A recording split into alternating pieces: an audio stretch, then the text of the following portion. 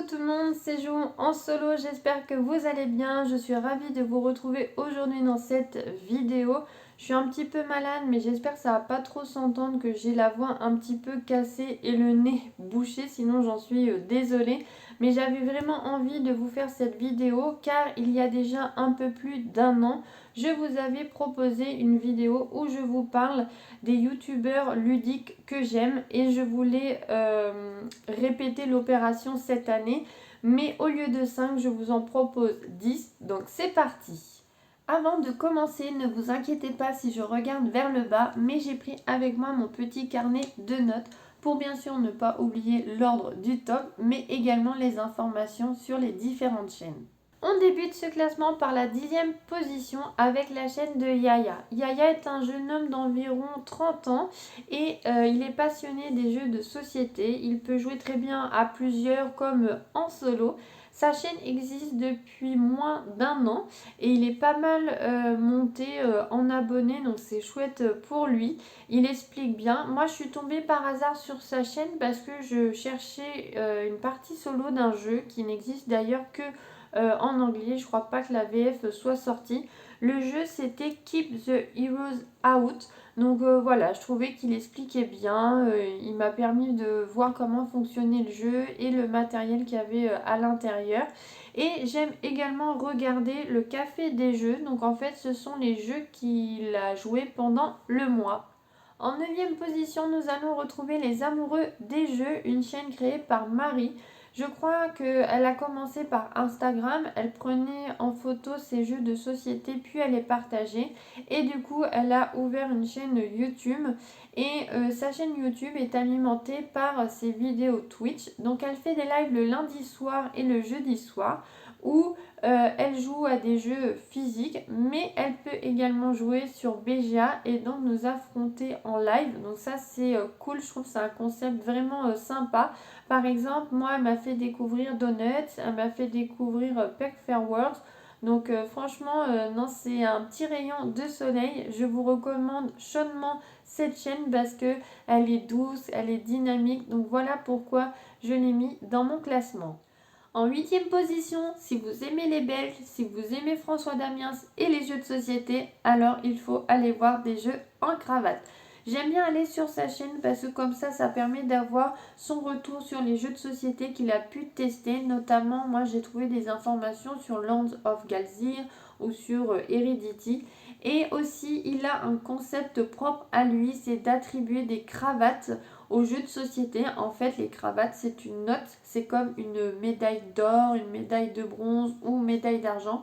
Et ben lui, ça va être des cravates qu'il va attribuer au jeu. Et je trouve qu'un petit peu d'humour dans notre monde ludique ne fait pas de mal. En 7e position, nous allons retrouver notre Bruce Willis ludique. Je veux parler de Zugma en solo.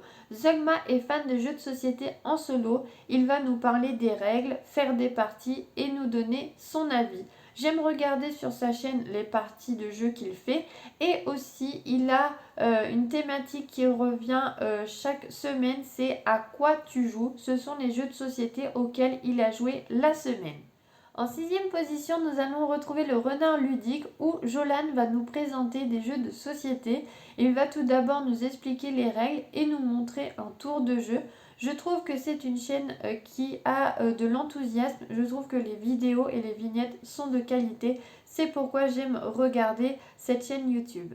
En 5e position, nous allons retrouver Willow et Oli, un couple passionné de jeux de société. Donc ils sont tout le temps de bonne humeur. Ils ont une chaîne Twitch où vous pouvez suivre leurs parties en duo.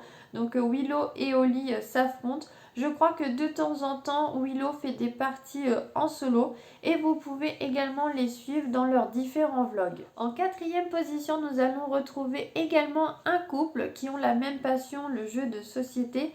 C'est la zone de jeu Gailou Simpli et Chico qui ont également une chaîne Twitch. Donc ils vont également vous expliquer les règles, ils vont s'affronter et puis ils vont donner leur coup de cœur ou les jeux qui les ont déçus. Donc c'est un petit couple sympa à suivre, n'hésitez pas à les rejoindre sur leur chaîne Twitch. En troisième position, je vais vous parler de la chaîne Carnet de jeux qui a été créée par deux sœurs. Donc nous retrouvons Aurélie et Karine.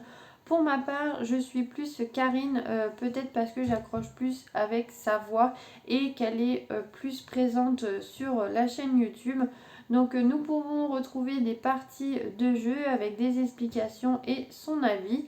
J'aime bien regarder comme vidéo sur leur chaîne je joue et à jouer, donc ça va être les jeux de société auxquels elles jouent et auxquels elles vont jouer, et aussi les jeux entrées et les jeux sortis. Donc c'est des jeux qui sont entrés dans leur ludothèque et qui sont sortis.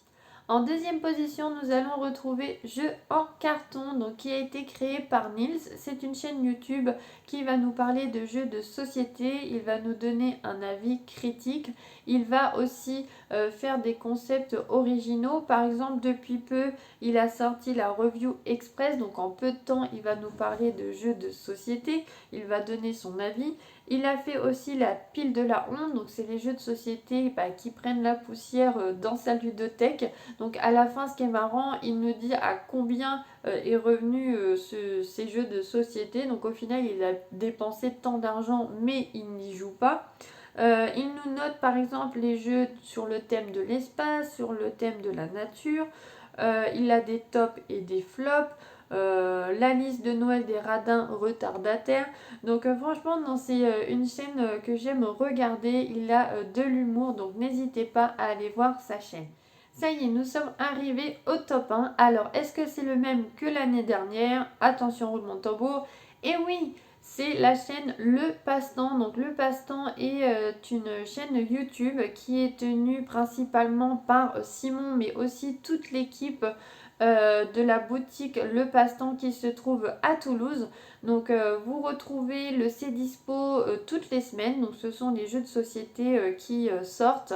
Et vous avez aussi plein de concepts sur la chaîne. Vous avez par exemple les meilleurs petits jeux de société de 2023, les jeux de société les plus insolites et originaux. Vous avez les soirées du passe-temps, vous avez des tops. Donc franchement, c'est une chaîne YouTube que j'aime regarder et depuis un certain temps, je les suis. C'est toujours un réel plaisir. Donc voilà pour mon top 10. J'ai terminé de vous montrer les 10 youtubeurs ludiques que j'aime regarder. Dites-moi en commentaire si nous en avons en commun. N'hésitez pas à partager la vidéo, à mettre un petit pouce en l'air et à vous abonner. Je vous fais de gros bisous et à bientôt. Salut!